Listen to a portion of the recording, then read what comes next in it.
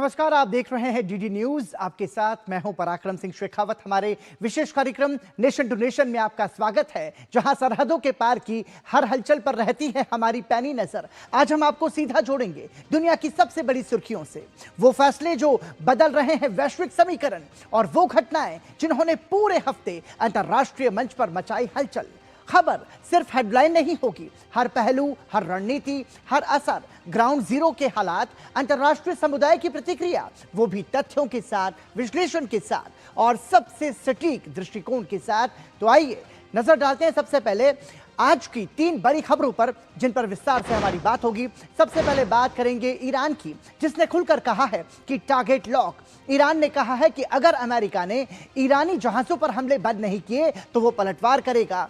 IRGC ने कहा है कि टारगेट लॉक है, इंतजार बस आदेश का है। तो क्या इसका मतलब है कि जंग अब दूर नहीं? इस पर हम आपको पूरी खबर बताएंगे। इसके अलावा बात करेंगे ट्रंप की UFO फाइल्स की, जिससे कई लोग ईरानी जंग से ध्यान भटकाने की कोशिश बता रहे हैं। लेकिन यह सवाल भी है कि क्या पृथ्वी के बाहर जीवन से हमारा संपर्क हुआ है? अमेरिका आज तक क्या छिपा रहा है और इसका चांद से क्या रिश्ता है, यह भी हम आपको बताएंगे। और इसके अलावा बात किम जोंग उन की भी करेंगे, जिन्होंने अपनी तोपों का निशाना सियोल की ओर मोड़ दिया है। उत्तर कोरिया अब सीमा पर ऐसे तोप तैनात करने जा रहा है जो दक्षिण कोरिया की राजधानी सियोल तक मार सकते हैं, यानी बिना रुके आग की बरसात। ऐसे में सवाल यह है कि क्या उत्तर कोरिया भी जंग की तैयारी कर रहा है? तो आइए शुरू करते हैं नेशन टू नेशन। और सबसे पहले बात ईरान और अमेरिका के बीच होने वाली वार्ता की। और आपको बता दें कि अमेरिका और ईरान के बीच की जो वार्ता है वो अब जरा रुक सी गई है। कारण है कि ईरान का प्रस्ताव अमेरिका ने खारिज कर दिया है, जबकि अमेरिका के प्रस्ताव पर ईरान ने अभी जवाब नहीं दिया है। और दूसरी ओर ईरान के इस्लामिक रिवॉल्यूशनरी गार्ड कॉर्प्स यानी IRGC ने अमेरिका को कड़ी चेतावनी दी है।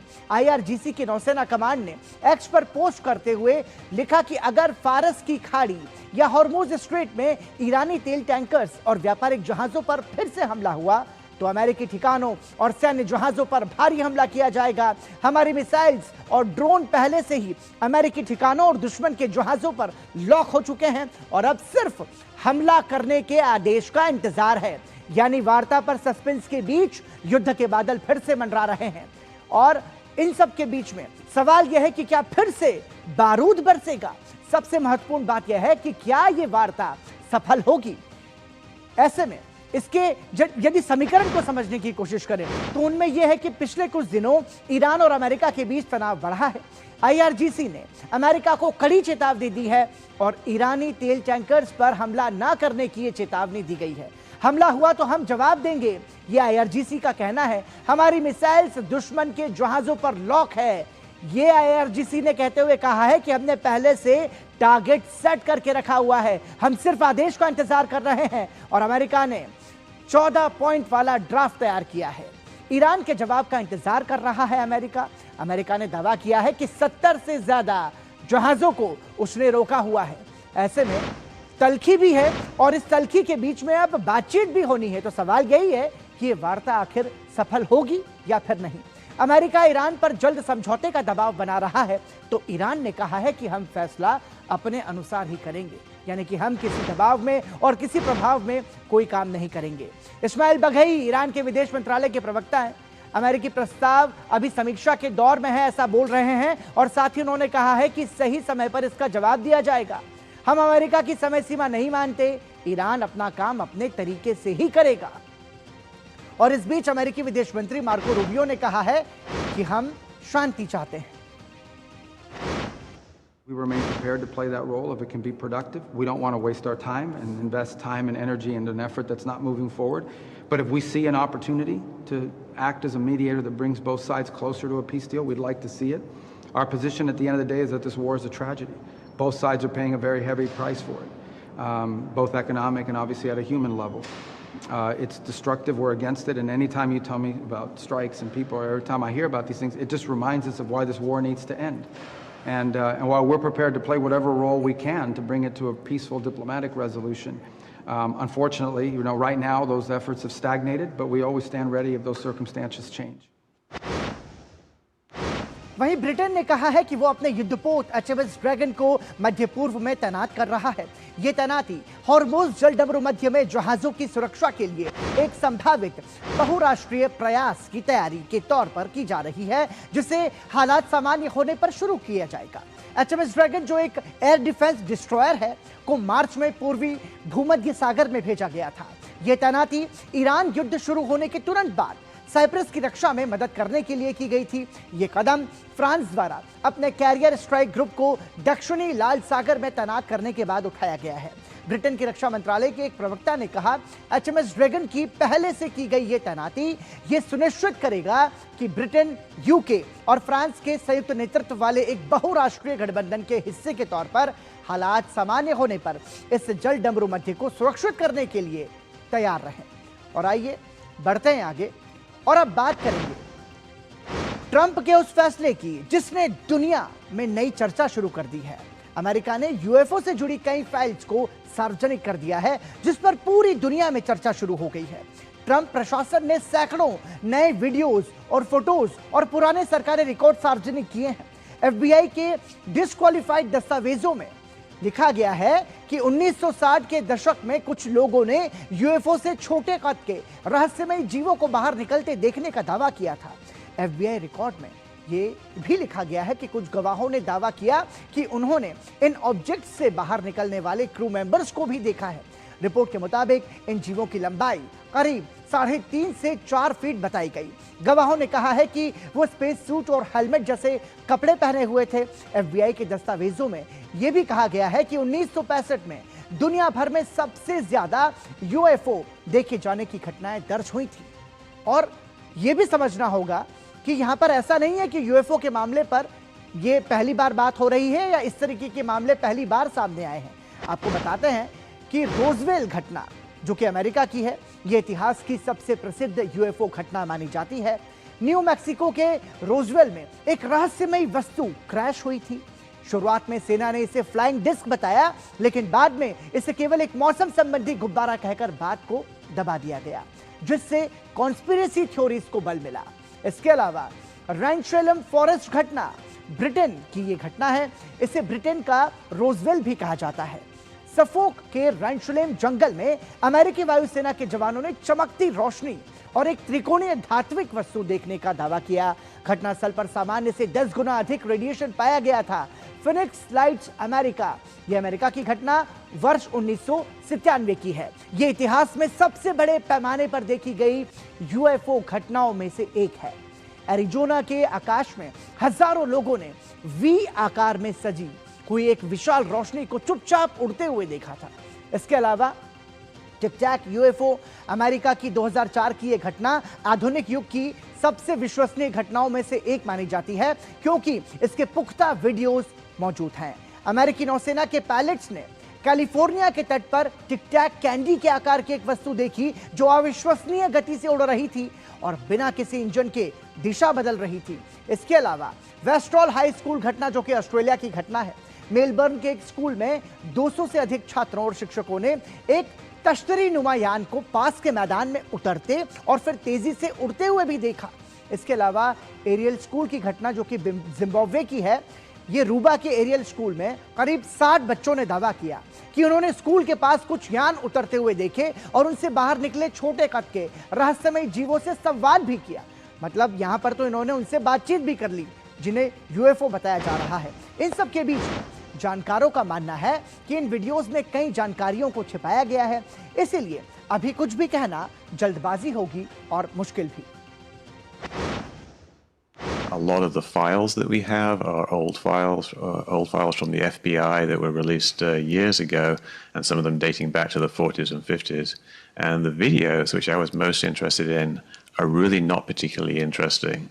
The videos with all the information on screen redacted, so we have black boxes covering the numbers that will tell you what's actually going on in the video, and then all we see is little white dots moving around. वहीं राष्ट्रपति Donald Trump ने कुछ महीने पहले रक्षा मंत्री पीट हेग्सेथ को UFO और कथित एलियन गतिविधियों से जुड़े रिकॉर्ड्स जारी करने का आदेश दिया था। फाइल्स जारी होने के बाद ट्रंप ने social media platform truth social पर लिखा कि उन्होंने सरकार की एजेंसियों को एलियन लाइफ, यूएफओ और यूएपी से जुड़ी जानकारी जनता के सामने रखने को कहा था। इन फाइल्स के सामने आने के बाद सोशल मीडिया पर यूएफओ और एलियन जीवन को लेकर बहस तेज हो गई है। हालांकि अमेरिकी सरकार पहले भी साफ कर चुकी है कि उसे अब तक एलियन जीवन या एलियन टेक्नोलॉजी का कोई पक्का सबूत नहीं मिला है। पेंटागन की पिछले रिपोर्ट्स में भी कहा गया है कि कई यूएफओ वीडियोस और तस्वीरें बाद में सैन्य तकनीक या प्राकृतिक घटनाएं निकली थी। अमेरिकी सांसदों ने कहा कि शुक्रवार को जारी दस्तावेज सिर्फ शुरुआत है, आने वाले समय में और रिकॉर्ड सार्वजनिक किए जाएंगे। हालांकि अभी यह साफ नहीं किया गया है कि अगली फाइल्स कब जारी होंगी। अमेरिकी रक्षा मंत्री पीट हेग्सेट ने कहा कि सरकार यूएफओ मामलों में ज्यादा पारदर्शिता लाना चाहती है।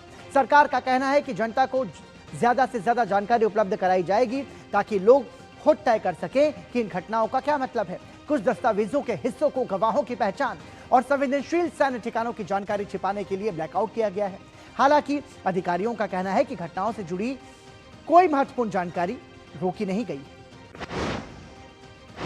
इन सब के बीच में जानकारों का यह भी मानना है कि तस्वीरों में दिख रही चीज कई बार भ्रम भी होती है, इसलिए इन पर बिना जांच के भरोसा नहीं किया जा सकता। There are little dots that the camera operator is focusing on something on the ground, and suddenly a balloon or something wanders into the scene, just because the camera is constantly moving. And because the plane itself, usually a drone, is moving very fast, it gives the illusion that this balloon is actually moving very fast, and it looks to the camera operator like it's something that's low down close to the ground that's moving fast, when it's actually something that's usually like about midway between the drone and the ground, which is just drifting along in the wind.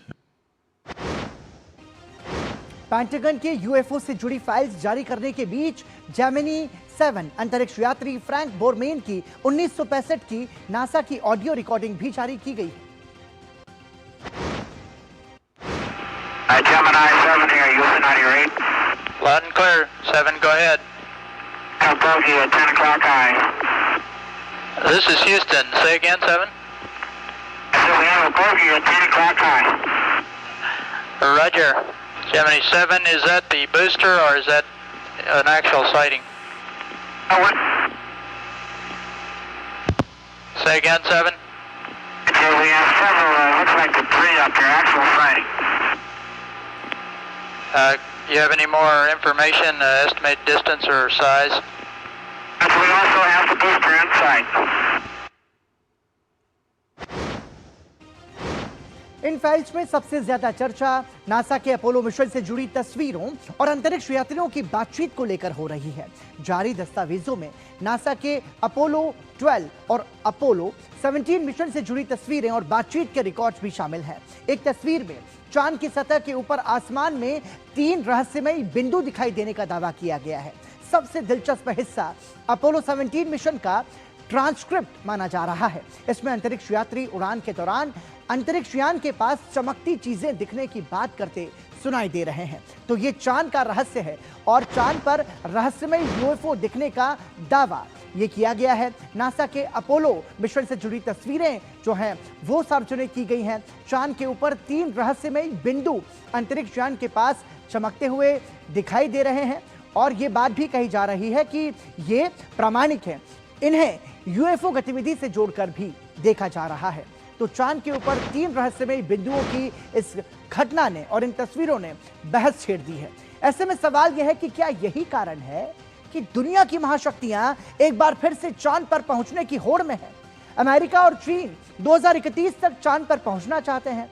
America ने इसके लिए Artemis के कई mission launch किए हैं और आगे भी वो करने वाला है। चांद पर अमेरिका का जो आर्टेमिस मिशन है उसके बारे में आपको बताते हैं। आपको बता दें कि ये जो आर्टेमिस मिशन है अमेरिका का, ये एक बिना चालक दल वाला मिशन था। इसने ओरियन कैप्सूल्स और दुनिया के सबसे शक्तिशाली रॉकेट SLS की क्षमता का परीक्षण किया। यह मिशन 25 दिनों तक चला और चांद के चारों ओर चक्कर काटकर वापस आया। आर्टेमिस 2 ये नासा का सबसे ताजा और ऐतिहासिक मिशन था। 50 साल बाद पहली बार 4 अंतरिक्ष यात्री चांद के करीब गए। इस मिशन ने इंसानों को पृथ्वी से सबसे दूर ले जाने का अपोलो 13 का रिकॉर्ड भी तोड़ दिया। इसके अलावा आर्टेमिस 3 की बात करें तो ये क्रूड अर्थ ऑर्बिटल टेस्ट होगा। इसमें स्पेसएक्स के स्टारशिप और ब्लू ओरिजिन के लैंडर्स के साथ डॉकिंग और नए स्पेस सूट्स का परीक्षण किया जाएगा। इसके अलावा आर्टेमिस 4 की बात करें तो ये इंसानों की चांद पर लैंडिंग का मिशन होगा। 1972 के बाद पहली बार अंतरिक्ष यात्री चांद की सतह पर उतरेंगे और वहां वैज्ञानिक रिसर्च करेंगे। आर्टेमिस 5 के बारे में आपको बताते हैं, ये चांद की सतह पर दूसरी लैंडिंग जो है वो बताई जाएगी और इस मिशन के साथ चांद पर एक स्थायी मून बेस बनाने की भी शुरुआत होगी और लूनर रोवर का इस्तेमाल भी इसके जरिए किया जाएगा। आर्टेमिस 6 की यदि हम बात करें तो नासा का लक्ष्य हर साल चांद पर लैंडिंग करना और एक स्थायी लूनर गेटवे स्थापित करना है। तो ऐसे में अमेरिका और चीन ये दोनों ही देश चांद पर जाने की होड़ में लगे हैं। अमेरिका अगर चांद पर फिर से उतरने की तैयारी कर रहा है तो जैसा कि हमने आपको बताया कि चीन भी पीछे नहीं है। चीन ने अपने अंतरिक्ष स्टेशन को अपग्रेड करने का फैसला किया है और इसके अलावा वो तेजी से अपने अंतरिक्ष प्रोग्राम को आगे बढ़ा रहा है। चीन का लक्ष्य चांद पर पहुंचना है। ऐसे में सवाल यह है कि चांद एक बार फिर से महाशक्तियों के लिए इतना महत्वपूर्ण क्यों हो गया है? क्या चांद पर कोई ऐसा राज है जो अब तक दुनिया से छिपा हुआ है? यह भी सोचने वाली बात है। और आइए अब आपको बताते हैं कि आखिर चीन कैसे इस मिशन पर जुटा हुआ है। तो चीन के मून मिशन पर यदि हम नजर डालें तो 2030 तक अपने अंतरिक्ष यात्रियों को चांद पर उतारने की तैयारी चीन भी कर रहा है, ठीक अमेरिका की ही तरह।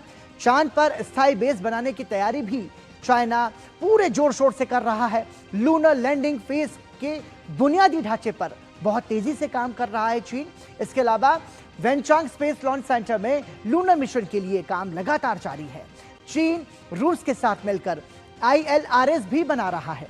चांग E7 मिशन इसी साल या जल्द ही लॉन्च होने वाला है। चांद के दक्षिणी ध्रुव पर पानी की खोज करना यह भी चाइना के इस मिशन का महत्वपूर्ण हिस्सा है।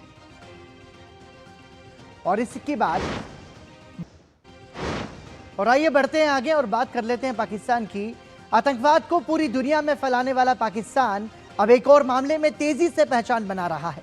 जानकारी के अनुसार पाकिस्तान HIV का हॉटस्पॉट बन चुका है और सबसे हैरान करने वाली बात यह है कि ज्यादातर लोग इसे छिपा रहे हैं, इसलिए आंकड़े और भी ज्यादा हो सकते हैं। पाकिस्तान में इलाज शुरू करने के बाद 20,000 से ज्यादा HIV मरीज लापता पाए गए हैं। यह आधिकारिक आंकड़ा है। एक रिपोर्ट में यह भी बताया गया है कि इससे भी ज्यादा चिंताजनक बात यह है कि जन जागरूकता अभियान और नुकसान कम करने की रणनीतियां कोई भी सार्थक परिणाम हासिल करने में असफल रही है। नेशनल एड्स कंट्रोल प्रोग्राम जो काफी हद तक बाहरी मदद पर निर्भर है, अब गंभीर रूप से फंड और कर्मचारियों की कमी से जूझ रहा है।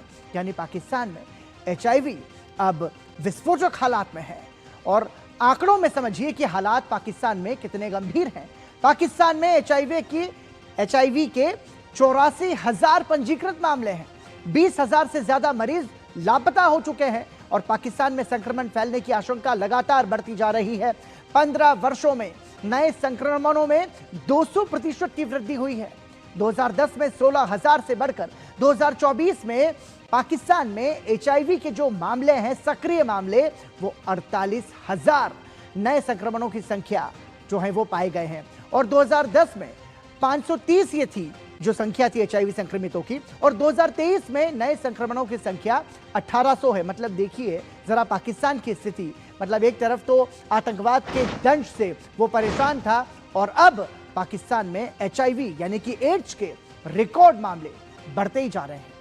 और आइए बढ़ते हैं आगे और अब बात कर लेते हैं कोरियाई महाद्वीप की, जहां एक बार फिर से तनाव बढ़ रहा है।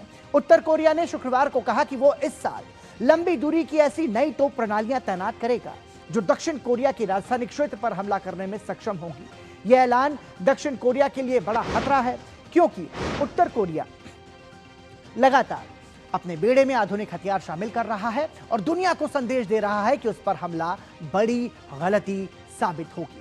उत्तर कोरिया ने आने वाले समय में अपना पहला नौसैनिक विध्वंसक पोत सेवा में शामिल वो करेगा। और साथ ही उत्तर कोरिया की सरकारी कोरियन सेंट्रल न्यूज एजेंसी ने बताया कि किम ने बुधवार को एक हथियार कारखाने का भी दौरा किया और 155 किलोमीटर स्वचालित तोप होवित्जर के उत्पादन कार्य का निरीक्षण किया। इन तोपों को इस साल दक्षिणी सीमा क्षेत्र में एक तोपखाना इकाई में तैनात किया जाना है। KCNA ने बताया कि इस उच्च क्षमता वाली राइफल तोप की मारक क्षमता 60 किलोमीटर से अधिक है। इससे पहले किम ने उत्तर कोरिया के पश्चिमी तट के पास विध्वंसक पोत चोहोन पर सवार होकर उसकी क्षमता की समीक्षा की। KCNA की तस्वीरों में किम की बेटी भी उनके साथ विध्वंसक पोत पर दिखाई दी। वो एक तस्वीर में उस समय अपने पिता के पीछे खड़ी दिखी। तो ऐसे में समझना होगा कि आखिर जो किम है वो सियोल को जिस तरीके से निशाना बना रहा है, क्या ये एक और बड़े युद्ध की आहट है? उत्तर और दक्षिण कोरिया ताकत के मामले में कौन किस पर भारी है, आइए अभी आपको बताते हैं।